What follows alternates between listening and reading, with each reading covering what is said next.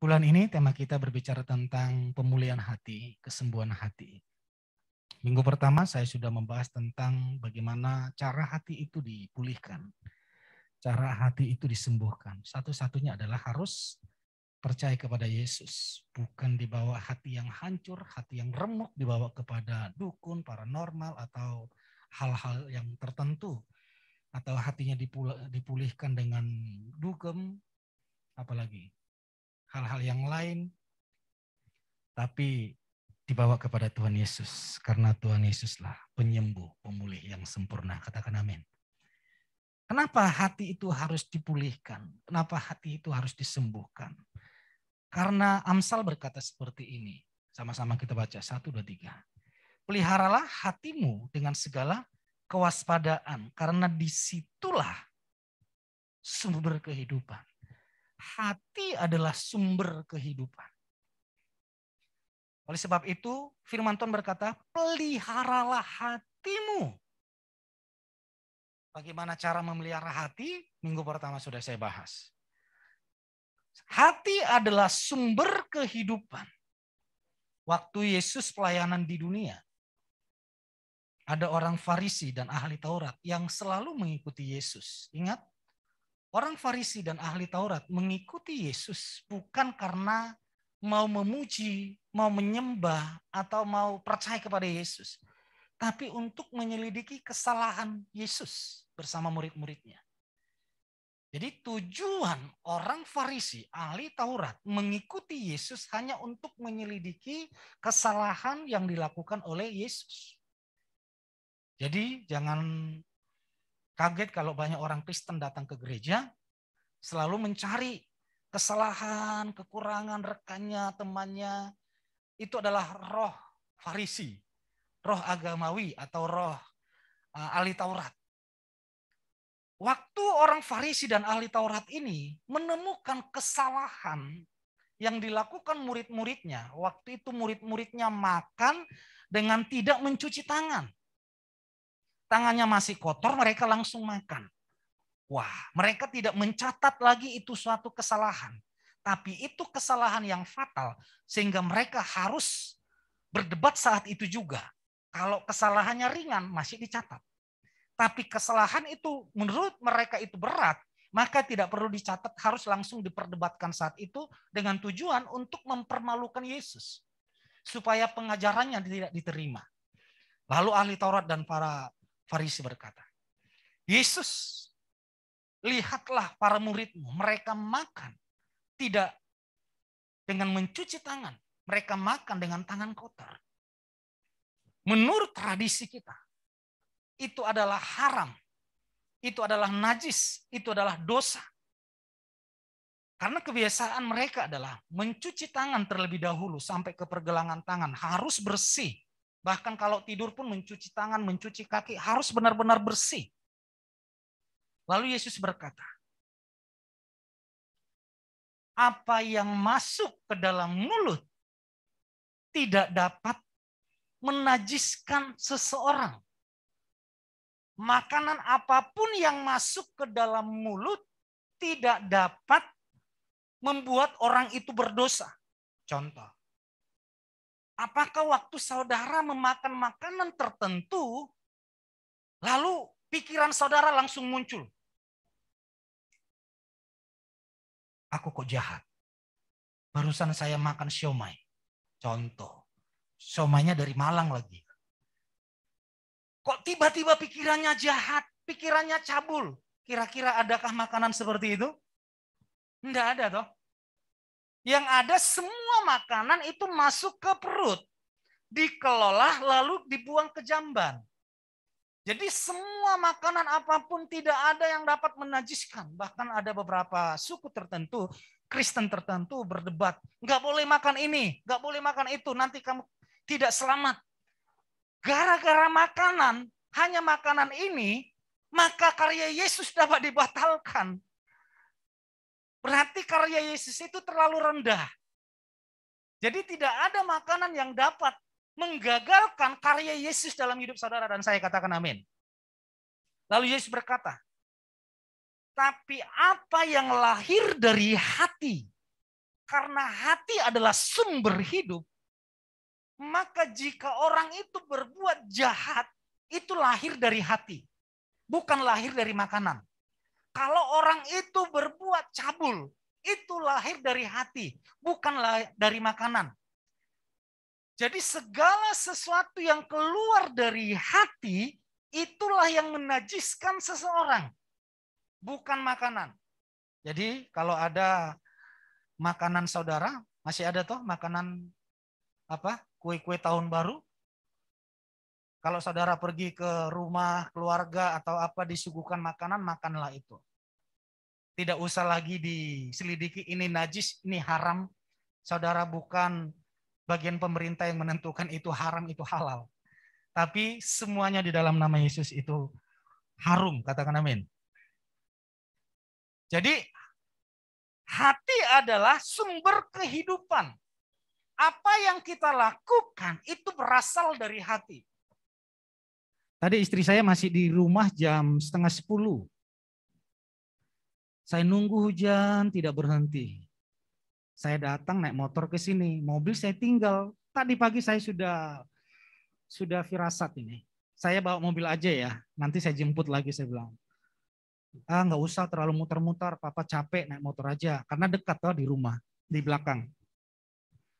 Lalu saya sampai di sini 9:30 belum berhenti hujan. Di pesan Grab tidak ada yang terima.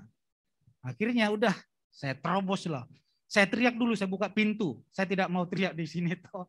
Saya buka pintu. Dalam nama Yesus hujan berhenti. Saya bilang gitu. Makin kencang hujannya. Aduh. Tuhan ini jemaat gimana ibadah. Harus sungguh-sungguh. Saya pastikan nggak ada dulu yang masuk ke ruang sekolah minggu. Supaya tidak malu toh belajar praktek. Saya buka pintu jendela sekolah minggu, saya teriak lagi. Dalam nama Yesus hujan berhenti. Wah, nggak benar. Terus bagaimana? Makanan masih di sana, istri masih di sana. Udah, langsung ke bawah, ambil motor, buka sepatu, baru bawa handuk karena hari ini nanti mau baptisan, jadi saya bawa handuk dari di sini. Keluarkan motor, jalan. Waktu jalan keluar dari Alfamart, hujan langsung berhenti. Sampai di rumah loh, ini loh baju yang saya pakai untuk jemput istri, celana yang saya pakai. Saya tidak pakai jas hujan, saya tidak pakai jaket karena nggak ada sama sekali. Ya saya pakai seperti ini karena di belakang. Sampai di rumah, masuk ke mobil semua siapkan, baru hujan. Biur. Saya bawa ke sini karena hatinya sungguh-sungguh. Karena pikirannya, wah selesai ibadah jemaat harus makan. Hatinya itu untuk melayani jemaat, Tuhan tahu. Katakan amin. Jadi selalu mujizat terjadi. Katakan amin. Hati adalah sumber kehidupan. Matius 6 ayat 21 dikatakan di sana. Yesus berkata kepada ahli Taurat dan orang Farisi, hai orang durhaka, engkau hanya memikirkan apa yang engkau makan, apa yang engkau masuk, apa yang kelihatan di luar. Seperti kuburan, engkau mempercantik dari luar. Tapi di dalamnya sangat busuk, di dalamnya tengkorak. Tapi firman Tuhan berkata, bersihkanlah yang di dalam. Kuduskanlah yang di dalam, maka di luar pun bersih, maka di luar pun kudus. Oleh sebab itu, Yesus berkata di Matius 6 ayat 21, karena di mana hartamu berada, di situ juga hatimu berada. Jadi hati tempat harta. Hati adalah tempat harta. Di mana hartamu berada, disitulah hatimu berada. Kalau orang yang menjadi hartanya adalah pekerjaan, maka hatinya di pekerjaan sepenuhnya. Kalau seseorang yang hartanya adalah jabatan, maka dia akan melakukan segala sesuatu untuk meraih jabatan itu. Karena hatinya ada di sana. Karena di mana hartamu berada, disitulah hatimu berada. Di Matius 6 ayat 19 dikatakan, 1, 2, 3. Janganlah menimbun bagimu harta di bumi, karena di bumi ngengat dan karat merusaknya, dan pencuri membobol dan mencurinya. Ayat 20. Tetapi kumpulkanlah bagimu, karena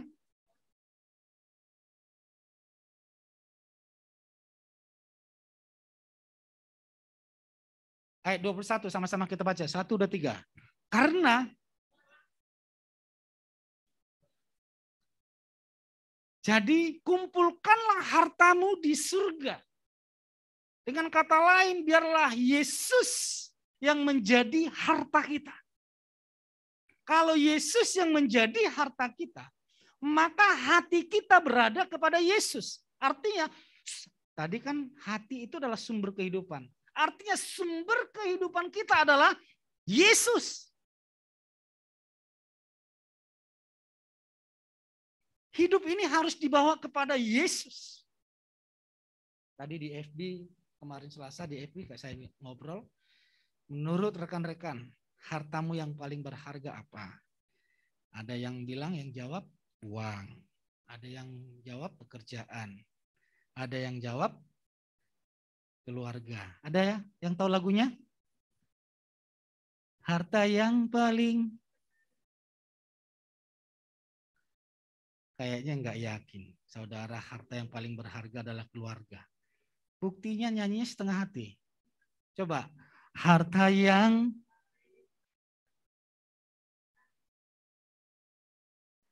setelah di dalam Yesus Kristus, maka harta selanjutnya adalah keluarga. Nah, keluarga ini harus dibawa kepada Yesus. Saya masih ingat,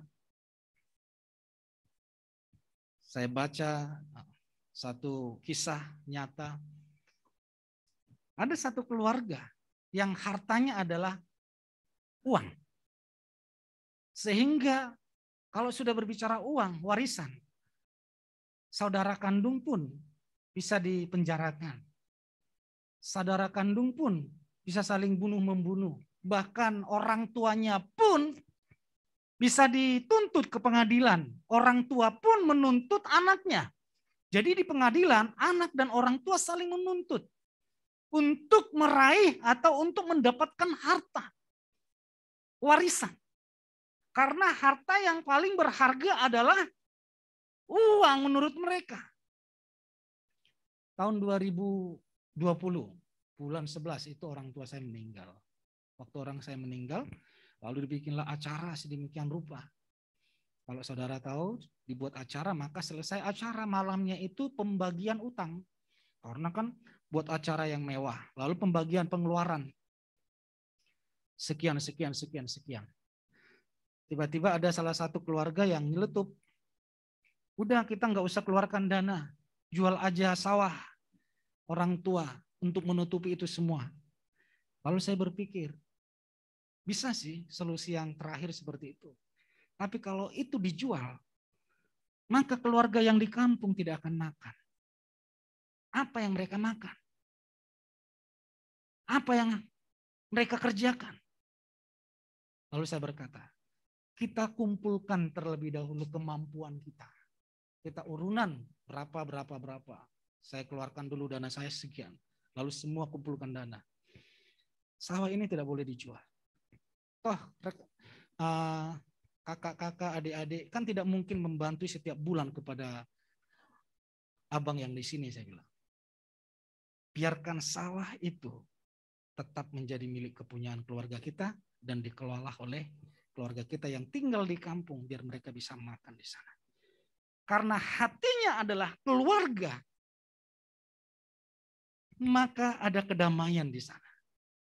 Tapi kalau hatinya adalah uang, dia tidak mau mengeluarkan uang pribadi untuk acara itu, jual saja harta warisan, jual saja ini. Padahal yang di keluarga yang lain sangat butuh itu. Sangat memerlukan itu.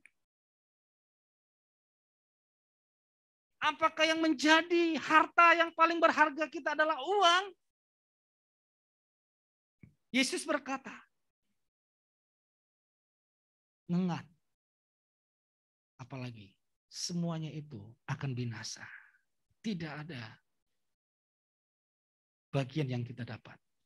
Saya waktu baru saja bertobat, waktu masa-masa cinta mula-mula saya, itu hari-hari saya sangat terus berdoa. Bisa tidak hari tanpa doa, tidak hari tanpa memuji. Bisa 20 jam hanya memuji menyembah Tuhan. Suatu waktu saya bermimpi, ada suara sangkakala. Akhir zaman. Saat itu saya masih mengingat ada emas di kantong saya sama di tas saya. Lalu masuk di antrian akhir zaman ini. Lari saya. Lalu saya pas di penjagaan itu, apa yang ada dalam kantongmu? Emas. Loh, kok kamu bawa ke surga?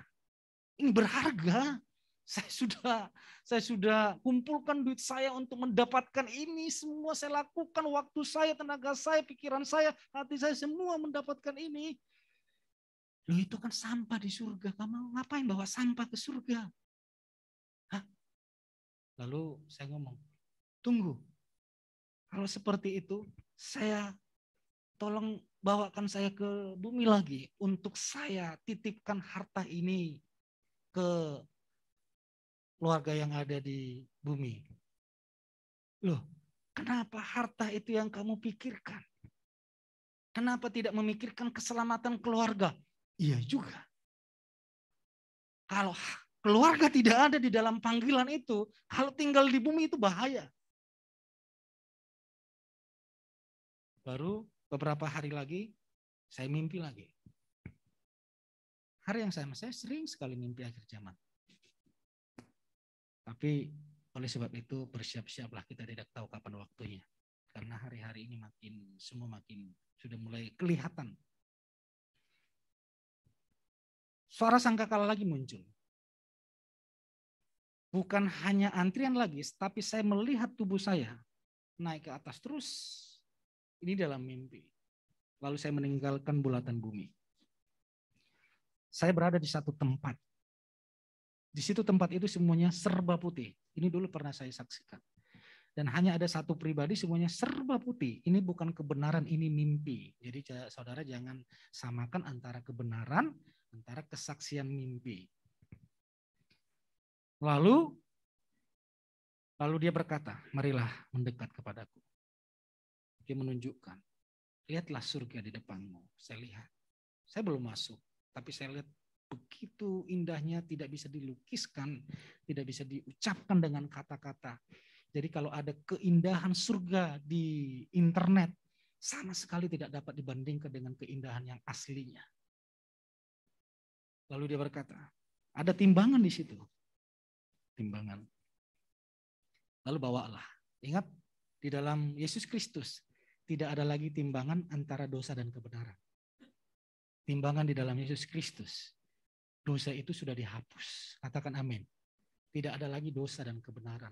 Bagi orang yang tidak percaya kepada Yesus Kristus, baru timbangan itu kayak orang India itu ada timbangan dosa atau kebenaran. Mana yang paling berat? Pastilah dosa yang paling berat. Tapi di dalam Kristus yang ditunjukkan adalah apa yang kamu bawa. Ini berbicara upah. Lalu saya kasih sesuatu seperti daunan. Lalu saya masih ingat. Daunan itu ditimbang kira-kira 5 kilo. Lalu digantilah dengan emas tapi berbentuk mahkota-mahkota kecil. Lalu dikasih ke saya. Loh, saya bilang, kok sedikit yang saya dapat? Dan mahkota saya kecil. Itu perkataan yang saya ingat. Lalu dia berkata, apa yang kamu lakukan di dunia? Sebanyak apa yang kamu lakukan di dunia, sebanyak itu yang kamu dapat. Karena itu kumpulkanlah hartamu di surga. Saya langsung berpikir, saya pikir saya sudah tidak merokok lagi. Saya tidak suka pacaran lagi. Waktu masih belum bertobat kan, gonta-ganti toh. Tapi setelah udah bertobat, udah satu untuk selamanya. Tapi Tuhan mengajak untuk membawa jiwa-jiwa. Supaya yang hartamu itu adalah jiwa-jiwa. Katakan, hartaku adalah keluarga. 1, 2, 3. Hartaku adalah jiwa-jiwa. Nah, setelah harta itu yang paling berharga adalah keluarga, maka keluarga itu harus dibawa untuk beribadah dan melayani Yesus. Karena tadi urutannya adalah harta yang paling berharga adalah Yesus Kristus. Maka semua anggota keluarga harus dibawa untuk mengenal Kristus. Artinya suami yang menjadi hartanya adalah Yesus. Istri yang menjadi hartanya adalah Yesus. Anak-anak yang menjadi hartanya adalah Yesus. Kalau suami, istri, dan anak-anak yang menjadi harta mereka adalah Yesus, itu keluarga yang sangat bahagia. Saya memperhatikan jika satu keluarga itu, suami, istri, dan anak-anak sama-sama melayani dengan hati mereka. Itu sangat bahagia sekali. Tapi kalau hanya istri yang melayani, suami tidak, ini juga agak ribet di dalam keluarganya. Jadi bawalah. Harta yang paling berharga adalah keluarga. Keluarga secara jasmani. Setelah itu, harta yang paling berharga karena kita bawa keluarga ini kepada Tuhan. Beribadah, melayani sama-sama. Yang terakhir, harta yang paling berharga adalah keluarga rohani. Katakan amin. Adakah foto saudara di sana?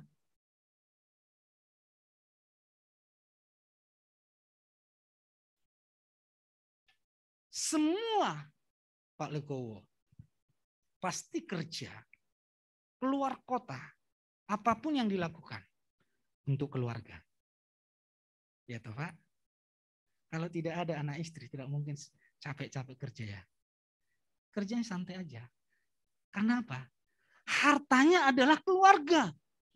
Tapi ada orang lain, hartanya adalah pekerjaan. Dibawa semua keluarganya untuk kerja.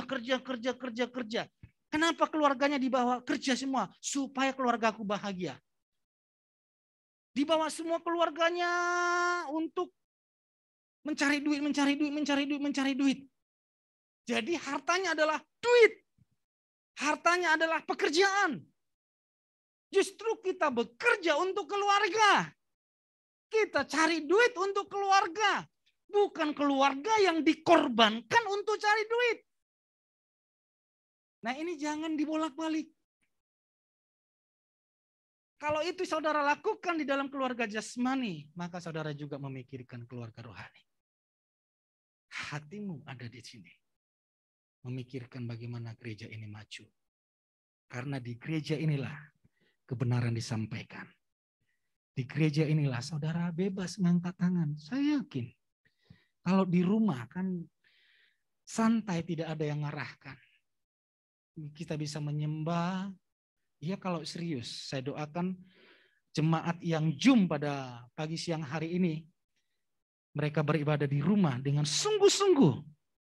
Tapi godaannya banyak.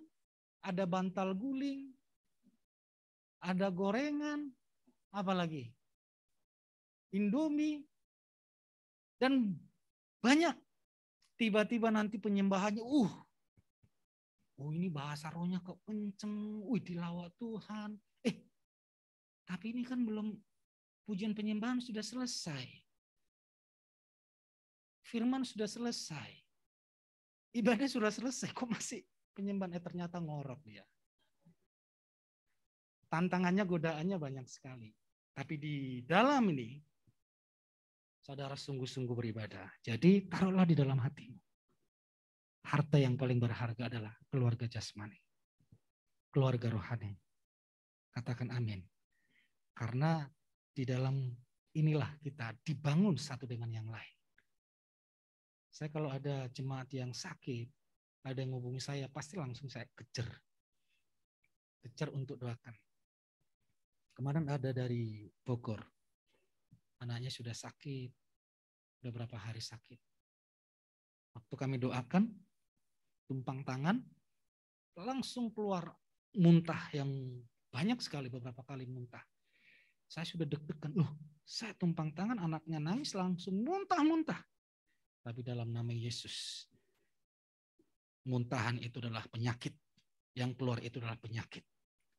Benaran, malamnya anaknya langsung tidur nyenyak. Dan puji Tuhan, setelah beberapa hari kemudian kami bertemu di rumah, ngobrol-ngobrol. Jadi harta yang paling berharga saudara adalah Yesus Kristus. Bawa semua keluargamu, pekerjaanmu kepada Yesus Kristus. Katakan amin. Tiada hari tanpa Yesus. Jadi bawa semua pekerjaanmu, hidupmu kepada Yesus. Bukan Yesus untuk pekerjaanmu, jangan dibolak-balik. Bukan Yesus untuk pasanganmu. Pasanganmu kepada Yesus. Pekerjaanmu kepada Yesus. Hartamu kepada Yesus. Sehingga Yesus berkata, nikmatilah segala berkat yang sudah Tuhan sediakan bagi umatnya. Kesehatan, panjang umur, dan berkat jasmani yang berlimpah-limpah. Katakan amin. Berikan tepuk tangan bagi Tuhan kita. Mari jemaat Tuhan bangkit berdiri. Hati tempat Yesus.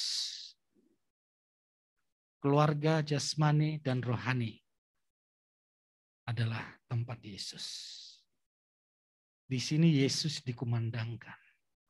Di dalam keluargamu juga harus dikumandangkan Yesus.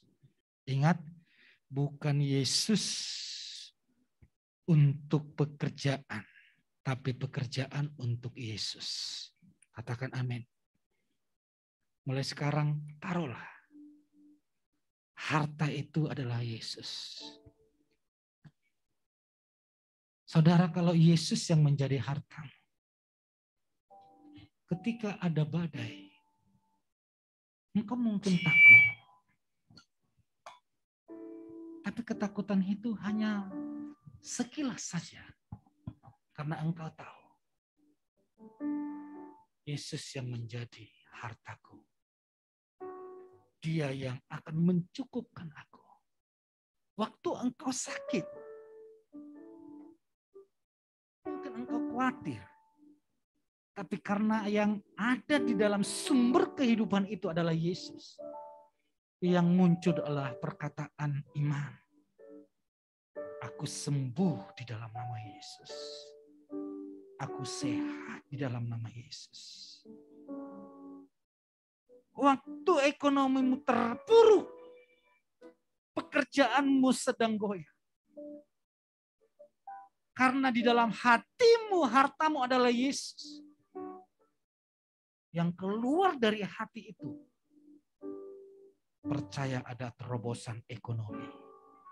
Percaya ada pemulihan di dalam pekerjaan. Kalau hubungan suami istri sedang alami masalah. Bahkan ada pasangan tertentu sampai di ambang perceraian. Tapi kalau Yesus yang menjadi harta, dia akan berkata, kasih Yesus akan memulihkan keluarga. Mari, jangan tempatkan di dalam hatimu itu hal-hal dunia. Biarlah hal-hal surgawi. Sehingga dari hati ini terpancar kehidupan. Katakan amin. Di dalam keluargamu terpancar kehidupan. Di dalam gereja ini terpancar kehidupan. Saudara memikirkan keluarga jasmani, saudara juga memikirkan keluarga rohani. Karena disitulah, di dalam keluarga itulah, nama Yesus dipermuliakan. Pekerjaan yang pertama yang Yesus lakukan adalah menciptakan keluarga. Itu di Kejadian. Dan mujizat yang pertama yang Yesus lakukan adalah memberkati pernikahan, keluarga. Karena Tuhan mau lewat keluarga nama Yesus ditinggikan.